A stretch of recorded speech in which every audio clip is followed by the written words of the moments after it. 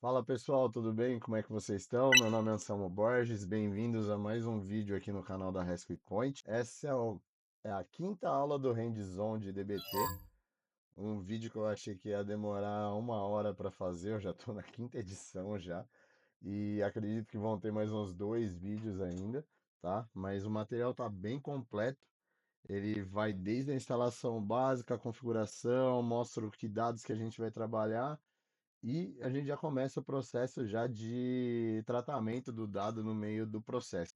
Dá para você fazer na tua casa, do jeito que você quiser aí, tendo Windows, Linux ou Mac. Todo o material ele tá no link do GitHub aqui na descrição. E se você ficar com dúvida, tá chegando direto nesse vídeo, existe uma playlist desde a aula teórica do material até todo o conteúdo ali de hands-on, tá?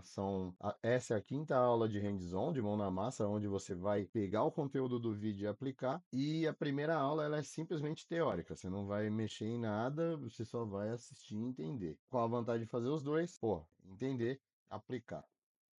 Se você entender e não aplicar, não adianta, você não vai parar em lugar nenhum. Só recapitulando, na aula anterior, a gente já pegou os arquivos que foram ingeridos, os CSVs, né? Eu falo ingerido mesmo por causa de ingestão, não sei nem se está certo ou se está errado isso aí. Foi feita a ingestão dos CSVs na primeira camada, que é a camada bruta dos dados, e a gente simplesmente copiou eles para a camada Silver, mas o ideal seria a gente tratar eles e tal, mas eu não quis entrar muito nesse detalhe, tá? Basicamente, só recapitulando da aula anterior, vamos supor que você tem uma tabela de 10 colunas e você vai precisar só de 8, você só leva 8 para a segunda camada. Ah, você tem uma camada de dados que ela tá string, pô, de data que ela tá string, eu converto ela para data. Tem uma camada numérica que tá como texto, pô, converto ela para número e assim vai, tá?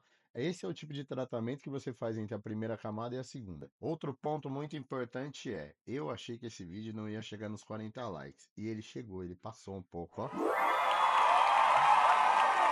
Mas demorou quanto para acontecer isso? Um mês. Então, esse vídeo aí demorou um mês perto do último para ser feito. E talvez isso eu perca um pouco de engajamento e tal, mas eu preciso que esses vídeos contemplem a quantidade de likes que eu solicitar, senão não vai rolar, gente.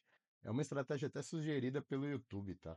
Para que os vídeos engajem e cheguem a mais pessoas e tal. Então, conto com a tua ajuda aí, pô. Dá um likezinho, se inscreve no canal. Pô, não vai custar nenhum real para você e para mim me ajuda bastante a divulgar esses materiais, beleza? Bom, então chega de enrolação, agora a gente vai começar a pôr a mão na massa mesmo, né? Falei bastante. O que que a gente vai fazer nesse vídeo? A gente vai dar continuidade aqui no ponto 7. No ponto 6, a gente fez a criação da camada de staging. No ponto 7, a gente vai simular uma única tabela só, que vai fazer o join da orders e da ordem payment. Como elas têm um campo order ID delas, eu vou fazer um join das duas e vou gerar a tabela final ali com base numa CTE, tá? Eu vou criar só um arquivo, um único arquivo que chama order underline final, só para fazer um exemplo mesmo, tá? Então, como que eu vou fazer isso daqui, ó? Já vou copiar esse conteúdo. Se vocês notarem na primeira linha aqui, eu tô mandando ele criar uma view, mas eu vou criar uma tabela final, tá? Até para ficar mais performático. Eu costumo fazer isso nas tabelas finais. Aqui, ó, nessa outra camada que eu tô fazendo um CTE, eu tô fazendo um select na tabela orders. Note que eu tô fazendo uma referência com a tabela orders. Se você não pegou a referência, veja o vídeo passado. E tô fazendo um select também, tô dando o nome de payment na tabela staging order payment. Então o CTE basicamente ele cria views temporárias, né? Isso é muito bom para não ficar sujeira dentro do teu projeto. Então ele vai criar essas views temporárias e no final você vai rodar aqui o select, aonde ele pega o que tem com a letra O, ele tá pegando da tabela orders. O que tem com a letra P, ele tá pegando da tabela payments, da order payment. Que campo que ele tá usando para fazer o sincronismo das duas? O order ID, tá? Vamos nessa agora, eu vou copiar esse conteúdo e vou voltar lá para o nosso VS Code. Estamos no VS Code, uma coisa que eu tenho que lembrá-los é esse Virtual Environment. Se você não setou, é bom setar. Então você dá um Ctrl R aqui no cara, aqui você digita search, ele já vai pegar aqui o caminho arquivinho dele, certo? No meu caso, né, que é um comando que eu já rodei. Como já rodou, belezinha. Outra coisa que eu tenho que fazer, se você tiver no diretório onde você baixou o repositório, o nosso repositório é o dbt hands-on, mas o nosso projeto é o dbt olist. Então, se você rodar os seus comandos dbt na pasta do teu repositório, ele não vai rodar. Então, entra dentro da pasta do seu projeto dbt. Qual a vantagem disso? Você pode ter mais de um projeto dbt dentro do seu GitHub. Beleza, aqui estão minhas pastas staging, aonde eu tenho todos os meus arquivinhos aqui da camada staging, os meus modelos, né? E aí na pasta core eu não tenho nenhum modelo. O que que a gente vai fazer? Criar um arquivo novo aqui do zero. Novo arquivo de texto. Vou copiar o conteúdo que eu copiei lá do Git. Vou mudar essa parada para table, mas eu não vou mudar não. Eu vou mostrar para vocês uma parada. Ó, vou mostrar aqui, deletando, nada nessa mão, nada nessa outra. Eu vou deixar só a query. Mais uma vez falando, eu estou fazendo referência, mas eu não precisaria fazer referência. Poderia ser uma query seca, mas eu não recomendo que você faça uma query seca assim, tipo normal. Select series from tabela. Senão você não vai usar a funcionalidade da documentação, tá? Fala, ah, mas eu posso fazer só... Não, cara, aguenta aí, respira e a gente vai fazer a documentação depois e você vai ver o quanto é importante eu usar referências nas tabelas ou para views ou para qualquer outra coisa, fazendo referência entre modelos, né? Quando a gente tá falando na linguagem de DBT, quando eu faço um ref, eu tô fazendo para um outro modelo, tá? Não é tabela, não é view, nada, é outro modelo, beleza? Então aqui fazendo referência para stage orders, aqui para stage payment e o resultado dessa query vai me dar o resultado do modelo que vai criar a tabela na camada core. Vamos nessa, vamos salvar esse cara, vou dar um Ctrl S aqui, vamos ver onde ele está salvando, ele vai pedir para salvar na pasta da stage, não é nessa pasta que eu quero. Deixa eu ver, dbt hands-on, dbt olist, hands-on, dbt olist. Eu venho aqui na lateral aqui, dentro de models, dentro da pasta core. Qual que é o nome desse arquivo que eu vou chamar? Eu vou chamar ele de core final. Vou botar underline só para ficar no mesmo ponto .sql. Certinho, salvando o arquivo, tudo pronto. O que que ele vai fazer? Ele vai fazer uma junção do resultado dessa tabela aqui. Cadê? Vamos lá para models mais uma vez, staging. Ó, ele vai fazer da orders e da order payments, ele vai gerar uma tabela final. Por que que eu tirei aquele materialized lá e tenho certeza que ele vai gerar uma tabela? Por causa desse arquivo aqui, ó, que é o dbt project. O que que a gente configurou aqui, ó? Na pasta da staging, ele vai criar os objetos como table.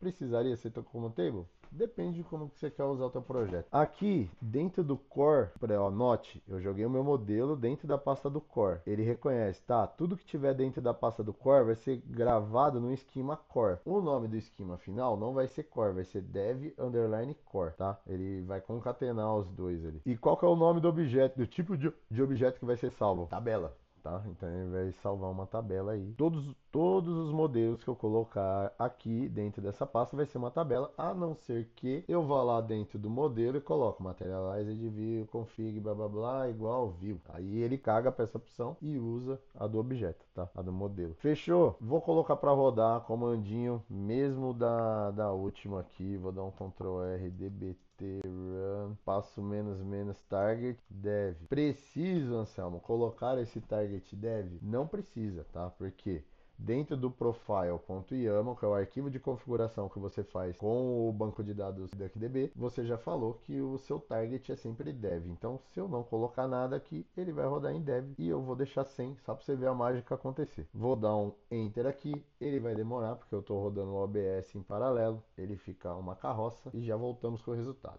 Ó, eu vou dando uma caguetada aqui. Esse order payments, ele tinha um Szinho aqui, eu renomeei ele, tá? Então, se no de vocês aparecerem, o que que ele tá fazendo? O dbt run, se eu rodar o dbt run, ele vai rodar tudo que tem aí. Ele vai rodar a stage, a bronze, a parada toda, vai fazer tudo. Se eu quiser dar um dbt run menos model, o nome do modelo, aí eu rodo o modelo. Eu poderia fazer aqui, ó, por exemplo, dbt run menos model, e o nome do modelo é o, deixa eu já entrar em models, core core final SQL. Eu vou forçar a rodar só esse cara, tá?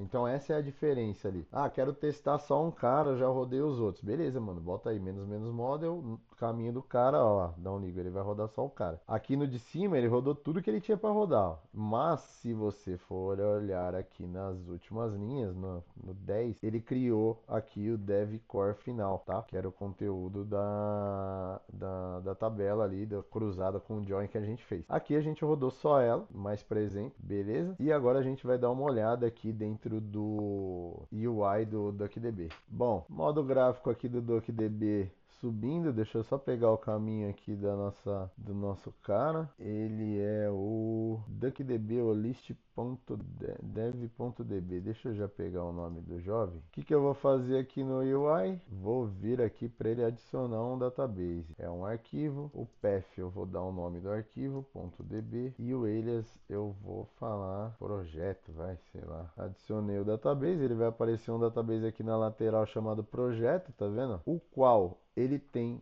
três esquemas, que é o dev STG, dev HAL e o dev core, que é esse último que a gente criou. Beleza? Vou deletar esses outros jovens aqui e vou criar uma queryzinha do zero aqui. O que que eu vou fazer? Um select dessa tabela aqui, ó. Ele aparece a opção aqui, né, dele falar, ó, query in current notebook. Beleza. Ele já está taxado no database projeto, né? Então ele vai fazer o retorno de 100 linhas aqui, pelo menos deveria, né? Vamos dar uma olhada. Aí, ó, criou aqui 100 linhas, fazendo o join do order ID e trazendo a informação aqui da tabela, certo? E isso já é uma tabela mesmo, tá? Ela não é uma view, ela não é nada. Então, aqui no From Projeto, teoricamente, eu poderia tirar, né? Porque ele já está taxado aqui em cima, mas se quiser deixar o cara completo, já fica no esquema, certo? Então, nossa tabela final da trilha do DBT está criada. Pô, então na aula de hoje era só isso, tá? Na próxima aula a gente vai ver sobre testes e documentação.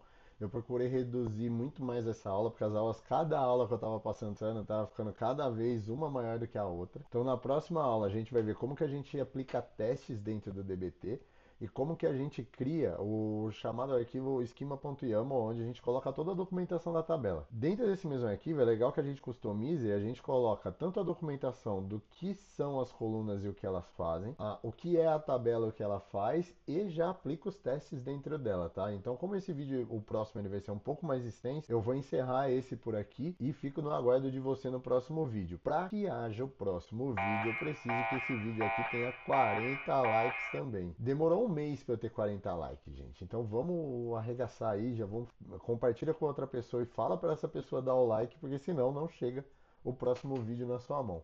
Beleza? Tamo junto, é isso, até o próximo.